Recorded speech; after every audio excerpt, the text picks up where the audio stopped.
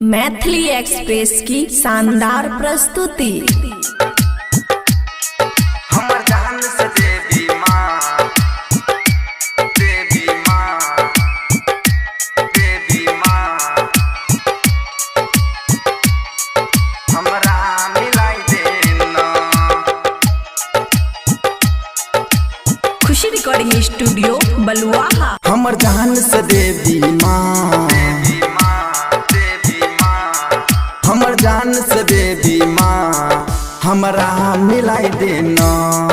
हमर जान से देवी माँ, हमरा मिलाई देना।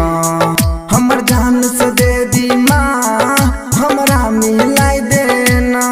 हमर जान से देवी माँ, हमरा मिलाई देना। मर जेबो चरण में माँ, मर जेबो चरण में माँ, मर जेबो चरण में माँ, बस मुँह दिखाई देना।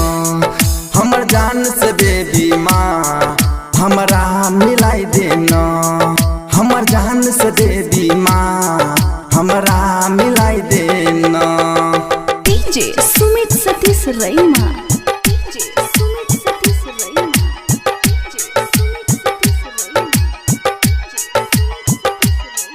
हमर जान से देवी माँ, हमरा मिलाई देना। हमरा मिलाई देना। तनी दुख बुझियो मैया, लाचार दीवाना के, लाचार दीवाना के, लाचार दीवाना के। मर जेबै सही के, दाना ई जमाना के, दाना ई जमाना के, दाना ई जमाना के।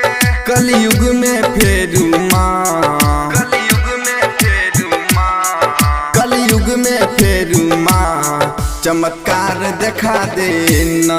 हमर जान से देवी माँ, हमरा मिला देना। हमर जान से देवी माँ, हमरा मिलाई देना। हमर जान से देवी माँ, देवी माँ, देवी माँ,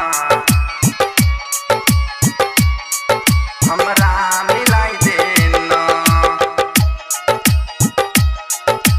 खुशी रिकॉर्डिंग स्टूडियो बलुआहा। हम प्यार में लागौ माँ, भ जइबौ पागल गे, भ जइबौ पागल गे, भ जइबौ पागल गे। बेटा मनीष तोहर रहतौ अभागल गे, रहतौ अभागल गे, रहतौ अभागल गे। बबुआ राहुल जी से, बबुआ राहुल जी से, बबुआ राहुल जी से विचार करा देना।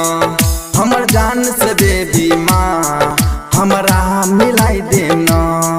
हमर जान से देवी माँ, हमरा मिलाई देना।